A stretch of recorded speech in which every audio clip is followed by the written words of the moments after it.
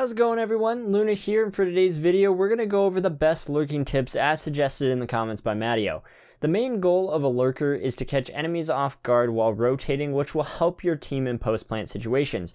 This will also punish the other team mentally and cause them to rotate slower in later rounds because they will be worried and have to check their corners when rotating, overall postponing the rotation from the other team. Lurkers at time may also be asked to fake a site while the other 4 players are taking the other site. Although it is very rare, it still can happen from time to time.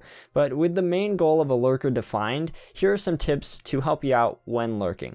The first one is when lurking, you want to give your team space, but not too much space or else you will be too far away to contribute to the post plant.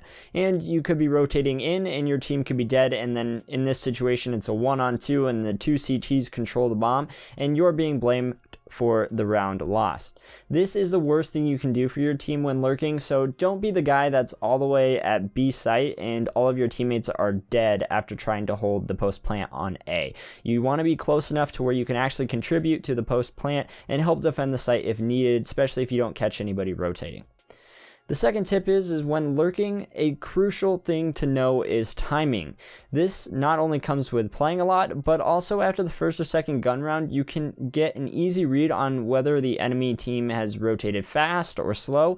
And if you find yourself dying a lot as a lurker, then your timing may be off and you could be trying to kill the enemies too fast. So timing is a huge thing, and this is just something that you will get down with having more game sense, which comes along with playing more, and also understanding how the other team plays as well.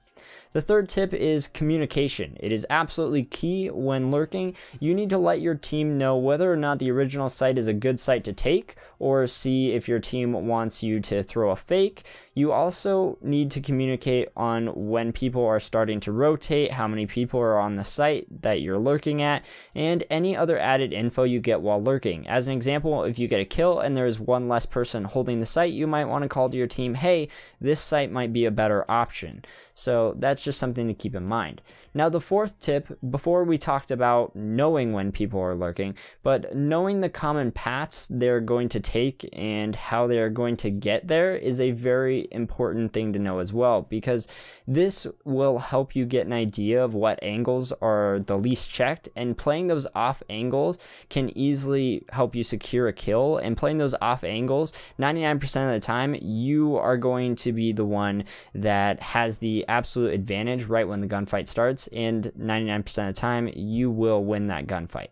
Now the fifth tip is watching pros. This can help as well, whether it be live matches or recent matches that have happened in the past. Watching a pro player, and while watching, try to answer the question on why are they doing that? What are they doing? How is it going to benefit their team? And especially if it works out.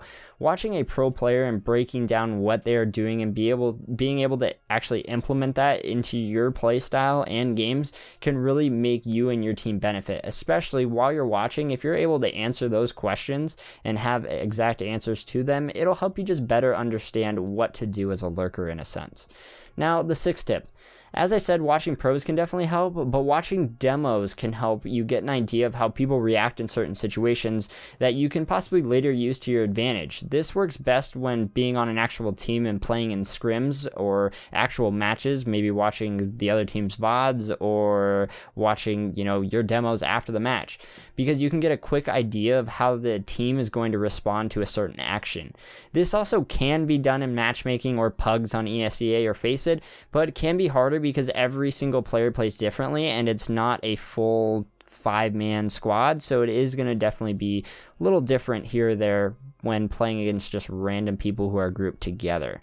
Now, overall, these are just some great guidelines to think about and tips to take into consideration when wanting to achieve the lurking role in general and make a difference on your team or in a regular old pug. I hope you all enjoyed this video and it helped you out. Let me know by hitting that like button down below and sharing the video. It really helps me out with knowing what you all want to see in videos. So my name is Lunar, and I'll catch you all with another video next time.